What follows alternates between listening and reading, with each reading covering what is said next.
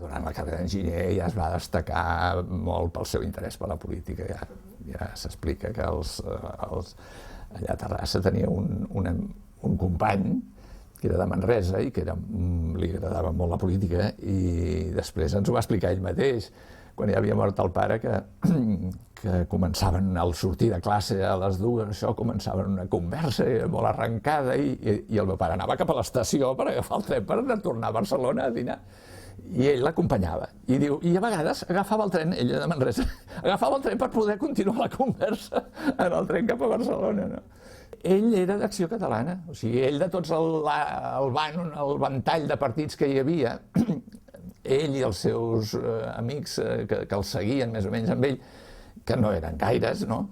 Doncs es fan d'Acció Catalana. Però llavors ve la discussió de la Constitució de la República, i és quan Acció Catalana es decanta per un laïcisme que al meu pare i altres com ell els hi sembla que no és gaire compatible amb les seves conviccions cristianes.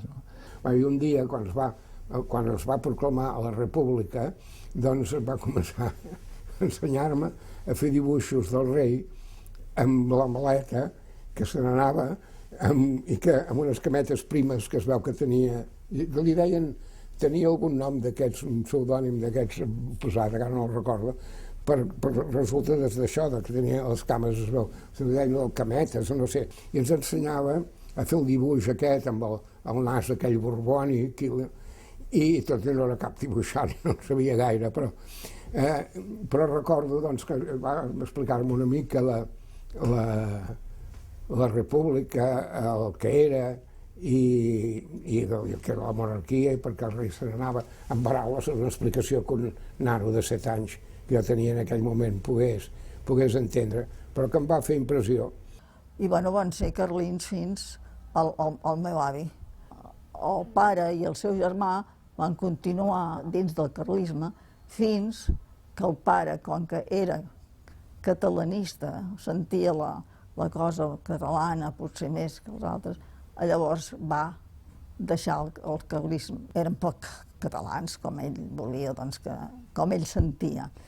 Acció Catalana també li anava bé perquè era per la cosa catalana, però no li anava bé perquè el pare era catòlic, cristià, convençut, molt.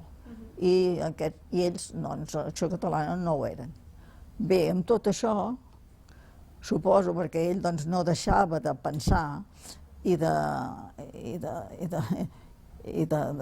veure com ho podien fer, reunint-se amb uns quants altres persones que es devien trobar també en la seva mateixa situació, va ser com van fundar Unió Democràtica. Unió Democràtica de Catalunya, a través del meu pare, que havia sigut de la Lliga, on no va trobar que hi hagués una posició prou catalana, perquè sobretot la Lliga, que primer en deien regionalista i després sí, Lliga Catalana, però realment eren normalment gent de bastanta posició econòmica, tipus, diguem, gent de dretes, burgesa. El meu pare era un metge d'aquells que encara anaven per les cases. Ells tenien una mica la cosa de dir, no, és que la Lliga és massa d'empresaris, és massa de conservadora, i en canvi aquests altres partits anticlericals o molt laïcistes doncs no ens agraden, no? I a Itàlia s'ha demostrat que es pot ser creient i defensor de les idees cristianes i avançat socialment. I per tant, això, contra els fets no valen arguments, i els italians han demostrat que això es pot fer perquè no ho podem fer nosaltres, no? Hem decidit fundar un d'allò nou. Van venir les eleccions i jo no m'ho pensava pas, la veritat. Deia no sortirà el pare perquè... Però sí, va ser l'únic diputat que va sortir d'Unió Democràtica, el primer i l'únic. I llavors també hi va entrar en Carrasco Formiguera, que no era dels fundadors en Carrasco, però al cap de poc s'hi va ingressar a Unió Democràtica, i aleshores tots hi tenien una gran tothom se l'estimava molt. Quan es funda Unió Democràtica, l'home descobreix el partit de la seva ideal, no? O sigui, el resum del pare és català cristià, és a dir, el resum del pare és un català profund i un cristià profund. I a Unió se sent representat, s'hi entrega cos i ànima i es converteix en un dels líders, o sigui, per no dir el líder més líder, perquè li encaixava perfectament amb el seu ideari polític. Això sí que t'ho puc dir.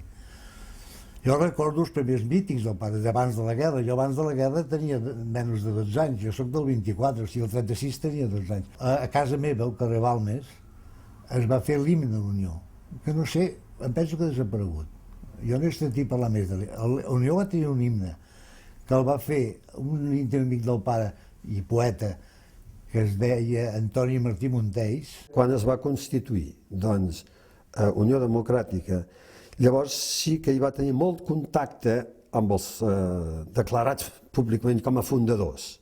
I, per tant, fins i tot assessorant, en fi, però ell no va ser en el nucli fundacional. Això sí, tinc una nota del diari que al cap de, no sé, em sembla que el dia 11 o el dia 7 de novembre es publicava al matí la declaració fundacional i hi ha una nota del mateix matí del dia 11, em sembla, el mateix mes, que diu s'han incorporat, doncs, entre altres persones a la Unió Democràtica, el notari de Terrassa, Francesc Badia, Tovell, etc. I aquells anys estava polaritzada, els dos polos de la política eren en Macià d'Esquerra i el Cambó de la Lliga, que eren els dos grans partits de l'època.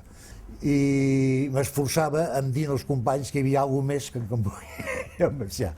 Hi havia, en aquells moments, hi havia la Lliga, que era el gran partit dels que no eren, doncs, esquerrans, no? Doncs,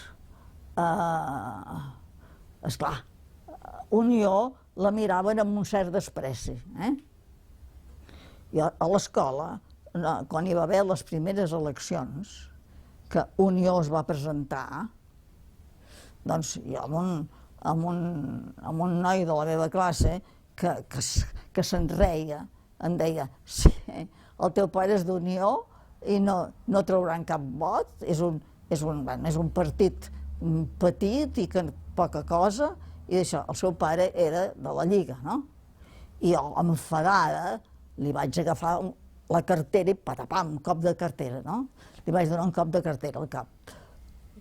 Aquesta persona, aquest noi, no va dir res, però al cap d'uns anys ens vam trobar i va resultar que era